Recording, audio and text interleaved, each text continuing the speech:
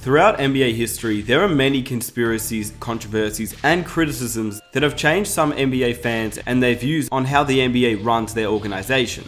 There's an entire National Basketball Association criticism and controversy Wikipedia page that goes through every single conspiracy theory and controversy that has happened in the NBA. Obviously not every single one is correct, but at the same time there have been NBA officials that have come out and stated that they rigged games and they purposely controlled the narrative. And it was David Stern, who obviously, rest in peace to David Stern, but he changed the NBA as we know it today. He brought in a new audience, he made the game exciting, he made it fun to watch, and he was able to get NBA players the contracts they have today. Back in February of 1984, when David Stern was the NBA commissioner for the first time, he changed the league entirely to what it is today. Over a 30-year reign on the league, and he's definitely one guy who many believe changed the league but also rigged a lot of things in the league. For example, the infamous 1985 NBA draft where Patrick Ewing was selected with a folded envelope. That has obviously been covered many times, and it's no surprise that everybody thinks he rigged the draft because there was a folded envelope. It was New York City, and of course David Stern would want one of the biggest cities to have one of the biggest players. It's no surprise. But then there's also many other instances. The Chris Paul veto trade at a time when New Orleans was officially purchased by the NBA, and it was David Stern who was technically the owner of the New Orleans Hornets, and then somehow that trade gets denied out of every other trade that we've seen go through. Well, whose decision was it to stop the trade? No, not to stop. No, not to stop. There's no superstar that gets traded in this league unless the owner says go ahead with it. And in the case of New Orleans, the representative of the owner said that's not a trade we're going to make. But that representative was you, if I'm right. Correct. In effect, then, you said the trade is not going to go through. I said that New Orleans would not make the trade that had been proposed to them. And of course, many people don't agree with what David Stern did, or they almost choose not to believe the NBA is rigged. There are just a lot of things that don't make a lot of sense in the NBA, and maybe they shouldn't. But first and foremost, the NBA is a business. But of course, David Stern was a businessman as well, and he wanted the NBA to succeed and maybe rig certain parts of the league just to make it more enjoyable to watch for NBA fans and give them a reason to keep returning. Because if people don't return, the NBA isn't the NBA as we know it today. But one story that isn't necessarily covered a lot are the Lakers and their 2013 playoff conspiracy. With that being said, before I get into the video, if you enjoy these types of videos and you enjoy NBA conspiracies and all sorts of NBA content, trades, analysis, stories, be sure to hit that subscribe button for more NBA content every single week. Hit that notification button so you never miss an upload, and I would greatly appreciate if you guys could drop a like for the channel. It takes 1 second of your time and it would make my day. So before even watching the video, I want you to comment down below right now, do you believe in the 2013 Lakers conspiracy, or do you need more information? In that case, let's get into the video. Of course, David Stern always wanted the biggest teams to be on the biggest stages. It's no surprise. Once again, he was a businessman and the NBA was a business. The bigger the team, the more viewership, the more money, and it all works hand in hand. David Stern once was quoted by saying that if he'd want any team to be in the NBA Finals, it would be the Lakers versus the Lakers. So it's to no one's surprise that the 2013 Lakers was one of David Stern's favorite teams, because not only did they have Kobe Bryant, they had Pau Gasol and the newly acquisition in Dwight Howard, and of course Steve Nash, who was a two-time MVP. He wasn't the Steve Nash that we saw in Phoenix, but because of the history of Steve Nash, and obviously Kobe Bryant still being one of the best players in the league, the Lakers as a whole obviously being in Los Angeles, secondly they had two of the biggest stars in the league in Dwight and Kobe, and they would bring in a lot of revenue every single game, and of course a lot of viewers, which is what David Stern wanted. But as we know, that 2000 Lakers team didn't live up to expectations. Through 60 games into the regular season, they had a record of 30-30, which obviously for the team that they had was really poor. But we have to rewind all the way up to the first game of the season. It was the Lakers versus Dallas Mavericks. The Lakers lost. They lost again to Portland. Then they lost again to the Los Angeles Clippers. They started off with an 0-3 record, and many just thought the Lakers were struggling with chemistry issues. But by the first 3 months, they really weren't doing that well. They were 15-15, and they weren't able to string wins together. And when they did go on a 5-game winning streak, the next month they went on a 6-game losing streak, and it basically continued like that for the rest of the year. But then after the 60th game of the season, where the Lakers were 30-30, for the next 3 months, The Lakers finished with a record of 45-37, but in the last 3 months to end the season, the Los Angeles Lakers went on a tear. They started March with a 30-31 record, and they ended April with a 45-37 record, meaning that they went 15-6 to end the season. And of course, some people would be like, of course they did that, because when you think about it, this is the Los Angeles Lakers team with Kobe Bryant, Dwight Howard, Pau Gasol, and Steve Nash. Of course they just strung some games together.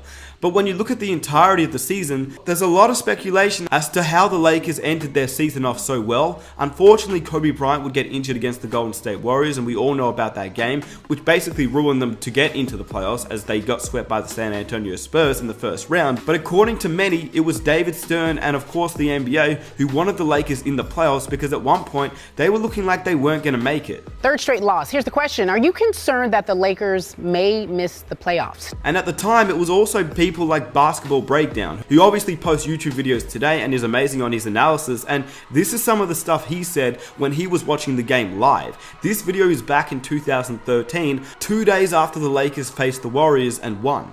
Well, let's get into the Lakers-Warriors from the other night, because here's part 2. We're going to look at the refs and down the stretch. Right in front of 2 refs, Dwight Howard clearly steps out of bounds before saving this ball. This loose ball foul on Ezeli was pretty bad because it was made by a ref who was 30 feet away. There wasn't any contact on Howard as 3 guys went for the ball. He fades away on the shot and the ref is way late calling it. On the play where Kobe injured his Achilles, he went down with just about no contact. The ref assumes there's a foul since he fell down. At this angle, Barnes has his left arm on him, but by no means is that a foul in the NBA. And this was the worst of them all and the most crucial. Dwight Howard lowers his shoulder, is clearly moving, and causes all the contact. Blake isn't even bothered by the contact. Play should not have been interrupted. This gave Blake 2 free throws and the Lakers the lead.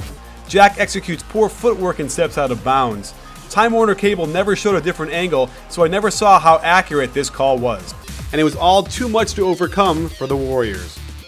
And B-Ball Breakdown wasn't the only one who suspected this. There's a channel called Mars Neotech, and he posted a video about the 2013 Lakers playoff conspiracy with no audio, but there's a little bit of information from Bill Simmons and his podcast where he talks about the Lakers getting favored by the referees as well. Back in 2013, when it seemed unlikely that they would, there was one game in particular when the Lakers faced off against Portland and they shot 3 times as many free throws as the other team. Not only that, there were certain games where the Lakers would get so many foul calls that it was almost unfair, and you could tell the refs were definitely in on something. The Lakers are not going away. They're going to get in, and it's just a question for me of who falls out. I was more bullish after I watched the game 2 Fridays ago when the Lakers shot 3 times as many free throws as Portland. I was like, oh, okay. I forgot about this variable.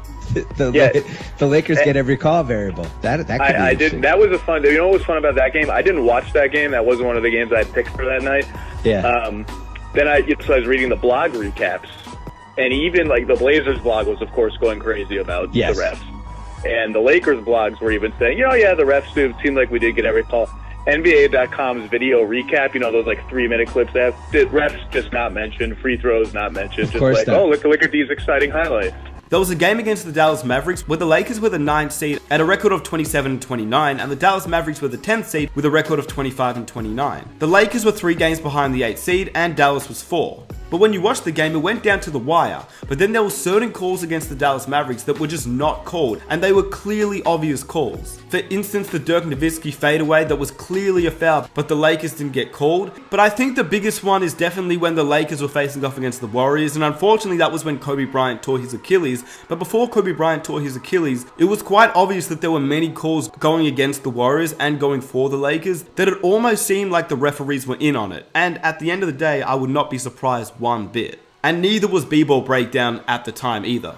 But basically, when the Lakers were blown out by the Clippers on February 14th, it seemed unlikely that the Lakers would make it to the postseason. But over the next month, they miraculously went on a massive winning spree that pushed them into the playoff picture, and that's when many people suspected that the NBA was rigged, and that they were favoring the Los Angeles Lakers, which obviously for David Stern and his sake, it made sense. And of course, this isn't the only time where people said that the Lakers were being favored. For example, the 2002 Western Conference Finals, the Sacramento vs LA series, especially Game 6, many people looked to that game as rigged.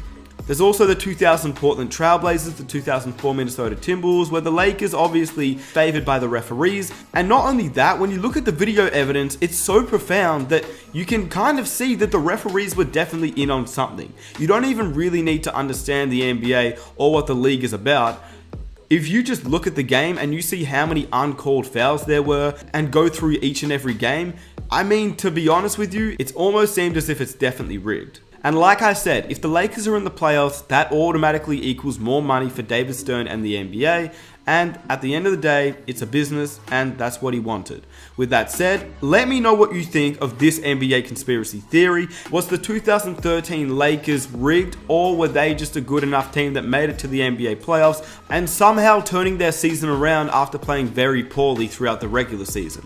I'm not sure about you, but when you go through each and every clip, it definitely looks like the Lakers were in on something here, and it looks like the referees definitely favored the Los Angeles Lakers, and to be honest with you, it wouldn't be the first time. But I haven't seen too many people post about the 2013 Lakers conspiracy theory, so I thought I may as well make a video on it. So if you did enjoy it, please leave a like to show support on the channel, subscribe if you're new for more NBA content every single week, hit that notification button so you never miss an upload, and it's been your boy Nick Smith. I am out. Peace.